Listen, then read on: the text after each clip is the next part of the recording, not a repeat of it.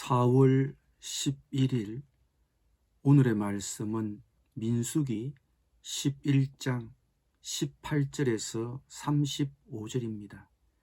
또 백성에게 이르기를 너희의 몸을 거룩히 하여 내일 고기 먹기를 기다리라. 너희가 울며 이르기를 누가 우리에게 고기를 주어 먹게 하랴. 애굽에 있을 때에 우리에게 좋았다 하는 말이 여호와께 들렸으므로 여호와께서 너희에게 고기를 주어 먹게 하실 것이라.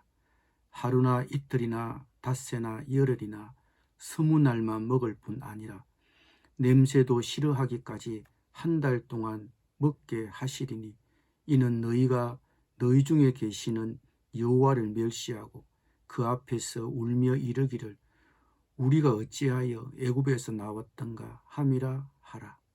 모세가 이르되 나와 함께 있는 이 백성의 보행자가 60만 명이온데 주의 말씀이 한 달 동안 고기를 주어 먹게 하겠다 하시오니 그들을 위하여 양떼와 소떼를 잡은들 조카오며 바다의 모든 고기를 모은들 조카오리이까. 여호와께서 모세에게 이르시되 여호와의 손이 짧으냐 내가 이제 내 말이 내게 응하는 여부를 보리라.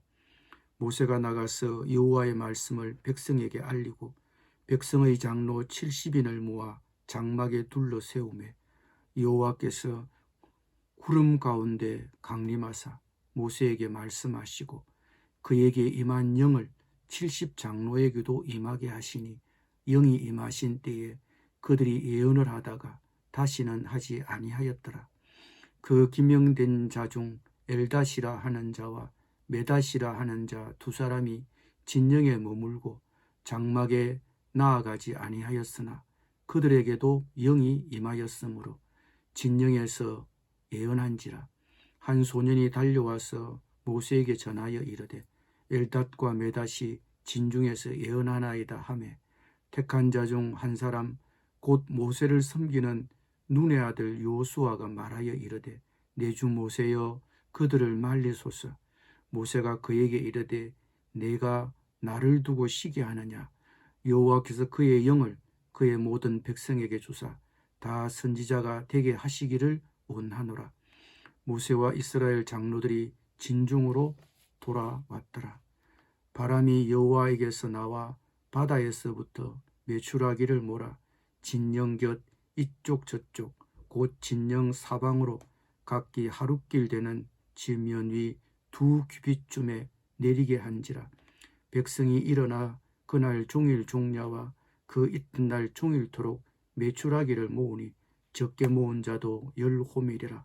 그들이 자기들을 위하여 진영 사면에 펴두었더라. 고기가 아직 이사이에 있어 씹히기 전에 여호와께서 백성에게 대하여 진노하사 심히 큰 재앙으로 치셨으므로 그곳 이름을 기브롯 핫다아와라 불렀으니 욕심을 낸 백성을 거기 장사함이었더라. 백성이 기브롯 핫다아와에서 행진하여 하세롯에 이르러 거기 거하니라. 아멘.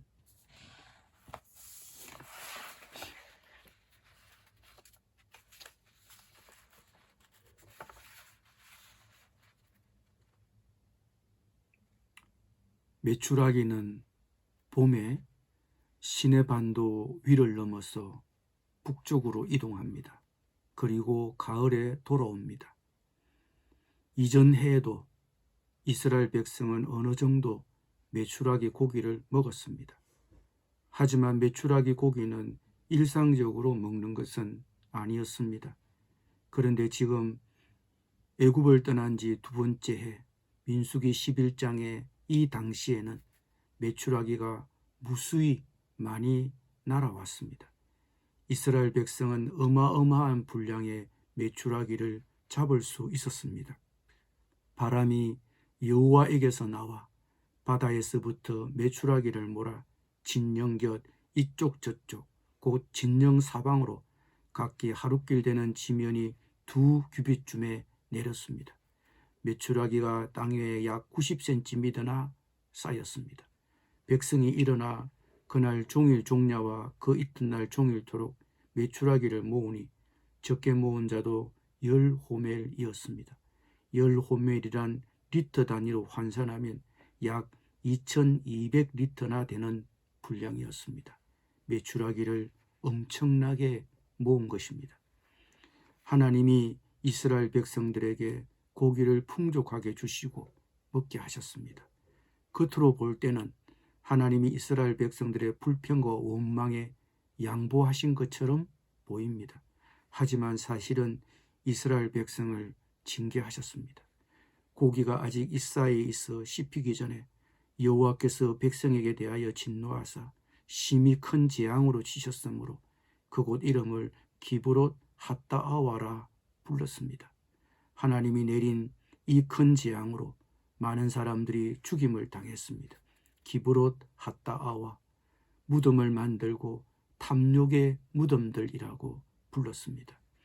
겉으로 볼 때는 하나님이 이스라엘 백성들의 불평과 원망에 양보하신 것처럼 보이지만 실은 진노하사 큰 징계를 내리신 것입니다. 그들이 악한 말로 원망했기 때문입니다. 오늘 민수기 11장의 마지막 말씀은 우리에게 그들의 마음이 열망하던 것을 즐기다가 비참하고도 치명적인 종말을 맞는 사람들을 보여줍니다. 시편 저자는 이 사건을 인용하면서 말씀하시기를 그들은 그가 행하신 일을 곧 잊어버리며 그의 가르침을 기다리지 아니하고 광야에서 욕심을 크게 내며 사막에서 하나님을 시험하였도다.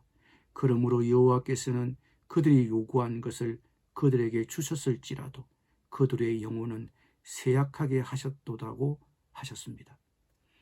그들은 그들이 원하던 것을 가졌지만 죽음을 당했습니다. 그들은 고기를 가졌으나 그 고기와 더불어 심판이 왔습니다. 우리는 이 사건에서 경고를 받아야 합니다. 하나님이 주신 것에 대해 감사하지 못하고 더 갖고 싶은 것만 생각하고 충족되지 않는 그 욕망이 탐욕이 되어 마음을 지배하게 되면 우리는 무언가 다른 것을 찾게 됩니다. 하나님은 우리에게 그것을 허락하실지도 모릅니다. 그러나 그 후 어떻게 됩니까? 징계를 하십니다. 하나님은 우리가 요구한 것을 우리에게 주실지라도 우리의 영혼은 쇠약하게 하실 것입니다. 욕구는 잘못이 아닙니다. 그 마음이 헛된 욕망과 탐욕으로 변질되어 불평하고 하나님을 원망하게 되는 것이 문제입니다. 욕구가 있습니까? 그것이 헛된 욕망과 탐욕으로 변질되어 그것에 집착하고 급기야 하나님을 불평하고 원망하지 않도록 주의하셔야 합니다. 우리가 과도하게 불평한다면 하나님은 우리가 요구하는 그것을 들어주실지도 모릅니다. 그것이 우리에게 최선이 아닐지라도 말이죠.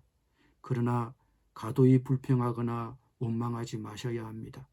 하나님이 주신 것에 만족하며 하나님의 보살핌과 공급을 신뢰하셔야 합니다. 기도드립니다. 주님이 주셔서 가진 것에 대해 만족하고 감사하며 갖지 못한 것에 대하여 탐욕을 내고 하나님을 원망하거나 불평하지 않도록 주의하도록 도와주시옵소서. 예수님의 이름으로 기도드립니다. 아멘.